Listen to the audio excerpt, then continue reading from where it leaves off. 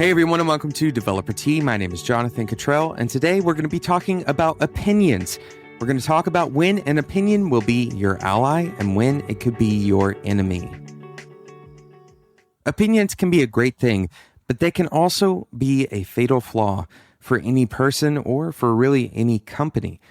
In this episode, we'll discuss when your opinion is a good thing and when it can be a bad thing. Today's episode is sponsored by onemonth.com. Do you want to be a digital entrepreneur? Well, onemonth.com is built specifically for you, especially if you are a beginner and you want to build a product from the ground up. We will talk more about what 1 month has to offer later on in today's episode, but I want to jump straight into this discussion on opinion. We all have opinions. We form our opinions over our lifetimes. We base them on a variety of factors. Our experiences, our personal convictions, and our values, for example. Sometimes we base them on evidence, and sometimes we base them on hearsay. Maybe we have an old wives' tale that we bring into our opinions. Most often, our opinions have a complex makeup. Not any one of those things, but many of those things can go into building up what our opinions are. And they're difficult to explain in full detail. The opinions of a developer are incredibly important to our job. In fact, it is opinion that drives much of our decision-making process. It is opinion that has created so many diverse programming languages and so many different ways of solving similar problems. So many different powerful tools that we use are based on opinions.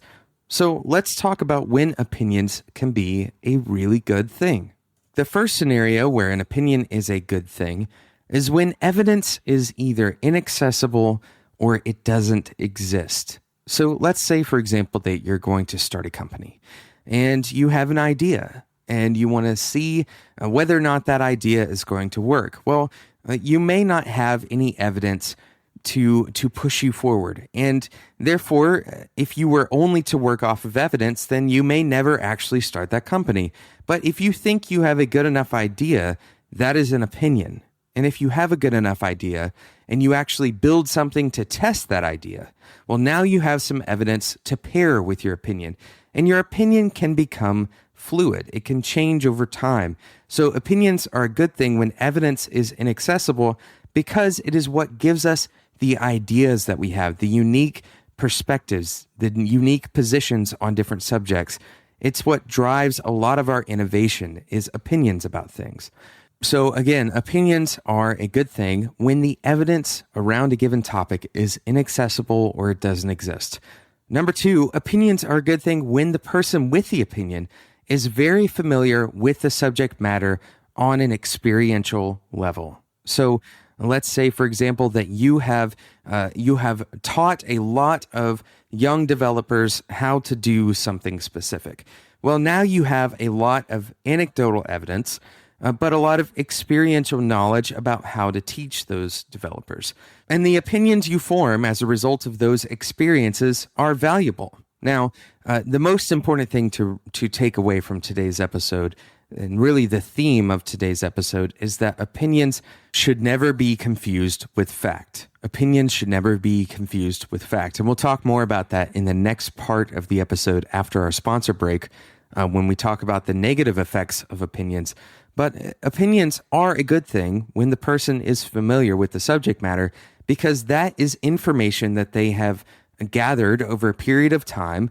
And even though it's subjective information, and even though it's filtered through that person's, way of thinking and their other opinions about the world, those opinions are still valuable because they are experiential. So they can definitely inform the way that you think. Your experiences should inform the way that you think, and opinions are a good thing in that scenario.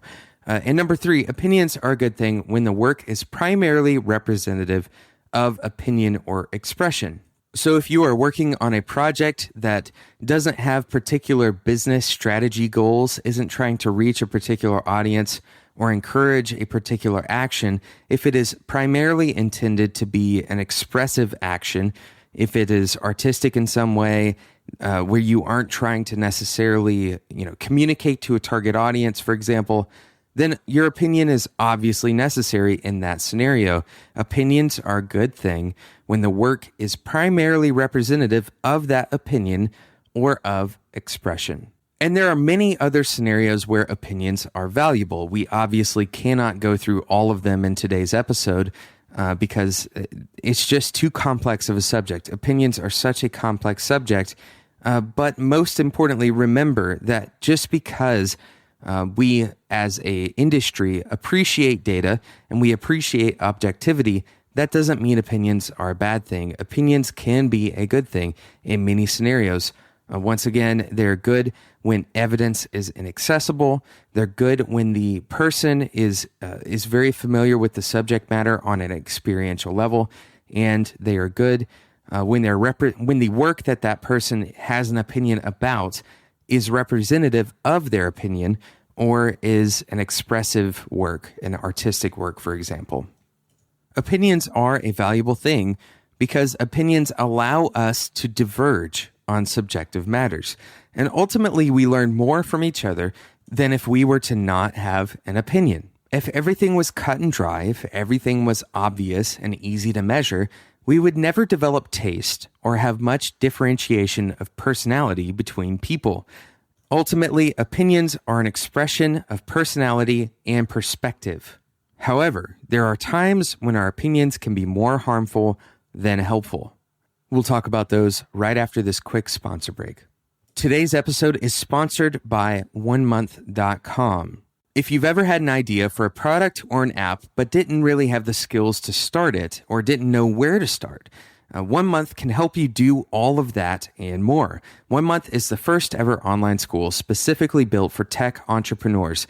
1 Month students learn how to build and grow real-world products similar to Instagram or Pinterest, for example, while using tools like GitHub, Heroku, Optimizely, Mixpanel, and a ton of other amazing technologies. 1 Month students learn things like programming for non-programmers, growth hacking, iOS development with Swift, HTML and CSS, content marketing, Ruby on Rails, Python, jQuery, and plenty more.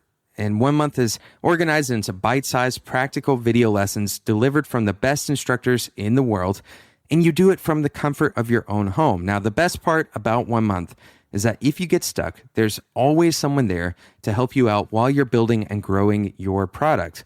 A real person will help you out, not just a computer or an automated response emailing marketing machine. It's a real person that will help you out if you get stuck. So go and enroll now at onemonth.com/developer-T to get 25% off your first month. Of course, that link will be in the show notes. And thanks again to onemonth.com for sponsoring Developer T in 2015. So we've been talking about opinions on today's episode and when your opinion can help you versus when it could hurt you. When can opinions be harmful? Well, as we've said before, opinions are an expression of personal taste and perspective. Now, there are some scenarios, though, where opinions can become harmful, where sharing your personal taste or sharing your perspective can become harmful. The first thing to watch out for is when you try to position your opinion as an objective truth. You know, as children, we were taught in grade school the importance of differentiating fact and opinion. Unfortunately, this is really hard to do. This particular issue is incredibly difficult to keep in check because we feel very strongly about our opinions, and very often we confuse our opinions with fact. We feel very similarly about our opinions as we feel about facts because we shape our entire worldview around the way that we think, around our perspective on things. So it's difficult to say that we believe something that we don't necessarily believe is fact. It's difficult to say that something is an opinion and to understand how that is differentiated from a fact. So we have to be very careful, especially in work scenarios, especially when we are making decisions for a product or perhaps on behalf of a client. We have to be very careful when we position our opinion as an objective truth versus just an opinion that we have a lot of belief behind or a lot of energy behind or a lot of good reasons for having that opinion. It is very possible to have an opinion where you have a lot of good reasons to have formed that opinion, but you don't have the objective facts in front of you. So be careful not to present your opinion as objective truth. A second kind of toxic scenario is when the opinions of an individual devalues any other perspective or any other opinion without objective reasoning to do so. This often ultimately leads to the scenario previously discussed, where you present your opinion as objective truth. Once you start devaluing the opinions of other people and devaluing the perspectives of other people, the next step is quite simply to say that your opinion is superior in some way, and then the ultimate superiority is wrong versus right. In other words, saying that another person's opinion is objectively incorrect or objectively improper versus your opinion. That is a dangerous scenario to be in. Now, not everybody's opinion is well-founded, and not everybody's opinion is necessarily equal. But the only way we should be forming opinions about other people's perspectives is to use research, to use objective, proven truth that exists outside of opinion, that exists in some format that is verifiable. So be certain not to elevate your opinion to the level of devaluing the opinions or the perspectives of other people without any objective reasoning for doing so. And finally, the last point that I have for you today kind of sums everything else up that I've said in today's episode. And that is that opinion should never be used as a substitute for research. Opinion should never be used as a substitute for research. And this happens all the time in business. We use our gut to make a determination about what feature we should add before another feature instead of doing some level of research, instead of gathering information from the people who are using the application, for example, or perhaps gathering statistical information to help us make our decisions in a more informed way. It is very common to simply lean on an opinion, a strongly worded and reasonable opinion, instead of doing the hard work of research. This habit is particularly dangerous when we use the successes of a particular application or product that was built on these gut decisions, when we use that as a way of validating the gut decision making as a method of creating a product. The value for that product was not created simply because someone instituted their opinion, and that doesn't necessarily mean that their opinion is more valuable than someone else's. Never lean on an opinion as if it is research. Never use an opinion as a substitute for research.